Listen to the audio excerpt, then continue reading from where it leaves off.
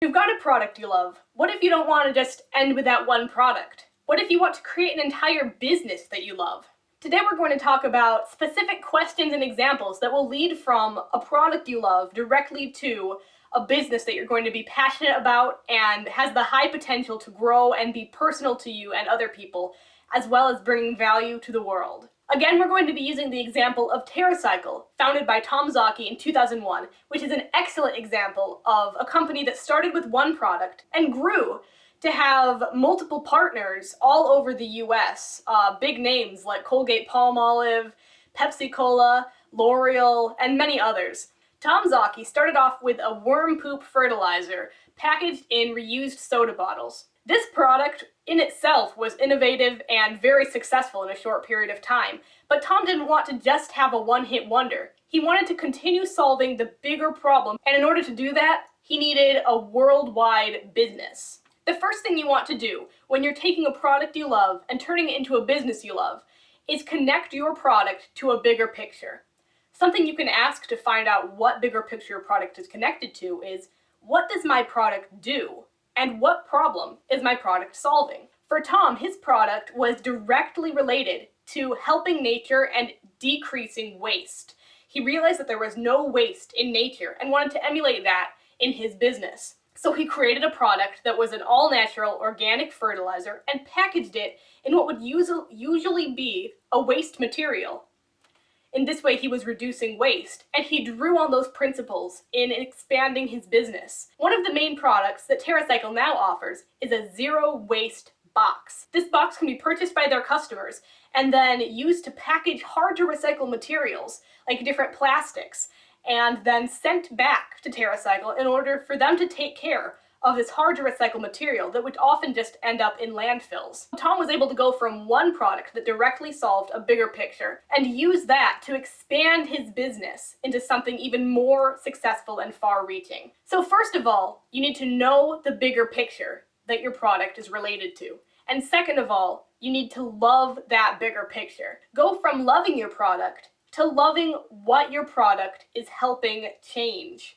If your product is making people healthier, then love the idea of making people healthier, not just your product. If your product is educating people, then love education, love finding ways to share knowledge, not just your specific product. The goal of this is not to make you not love your product, but to allow you room to create new products and to create an entire business model that focuses on solving a real-world problem, which is going to be something, like we talked about in the last video, that proves to you you're bringing real value to the world, and that's something invaluable for your business. So some ways you can use this bigger picture connected to your product is by asking a set of questions, such as, how could I use my product to solve this big picture in different ways? Or what are other aspects of this big picture that I'm able to tackle in the same way that I used my same product? Or what problem is my product directly solving, and how can I solve that same problem in different ways? Already here,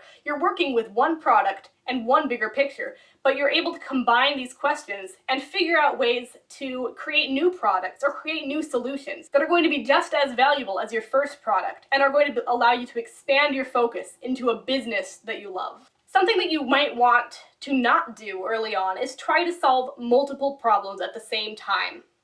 I'll give you an example. When my boyfriend and I first started our t-shirt company, we were trying to sell 3 different categories of t-shirts.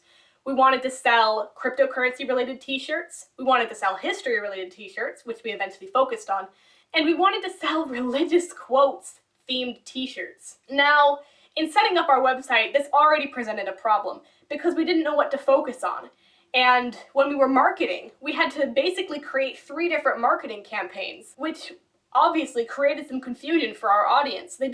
We would get people coming for the cryptocurrency and not really liking our other designs for history and religion. It was something that made it unfocused for us and made it hard for us to see the big picture that we were really going towards. This is why we eventually focused in on just history and just educating people in a very simple way through our history t-shirts, which immediately cut down on all of those problems we had been experiencing. We were able to focus our website on just history. we were able to focus our marketing efforts and our social media towards history, and it allowed us to see the bigger picture that we hadn't really been able to focus on before. The bigger picture for Technotunics is that of teaching history in a unique way. We want to allow people to show their interest in history, as well as actually educating others. This is something we've always seen throughout history, that it repeats itself. And because of this, you have to actually understand history and understand who these historical figures were. So connecting our product to a bigger picture, asking what does my product do, actually understanding that our products are mainly to teach people about history and let them to express their interests, and then understanding that bigger picture. What are other ways that we can teach people about history and use our products to feed that interest? We as people have very varied interests for very varied reasons, and understanding that in relation to our big problem, our big focus of trying to teach people about history, is something that's allowed us to really know what we want in creating each new product. And later on, we may want to produce the same design on mugs or on other articles, just as a different way to solve the same problem. If someone may not want a t-shirt, but still enjoys the designs and the information that is behind them. So today we've gone over how to take a product you love and grow it into a business or product line that you're going to be passionate about. Doing that by connecting your product to a bigger picture and solving a bigger problem, maybe in unique ways, or solving different aspects of the bigger problem. There are many ways to take a product you love and expand it into something bigger that's still uniquely yours, that you're still going to be able to get behind. In the next video, we're going to be talking about how creating a product you love and building off of those principles gives you a multitude of tools to use against resistance and a way to get motivation and continue with your product, even when it seems like it's too new, it's too different, it's not going anywhere. Stay tuned for the next video if you want to be motivated, and I hope to see you there. Thank you so much for watching. Have a great day.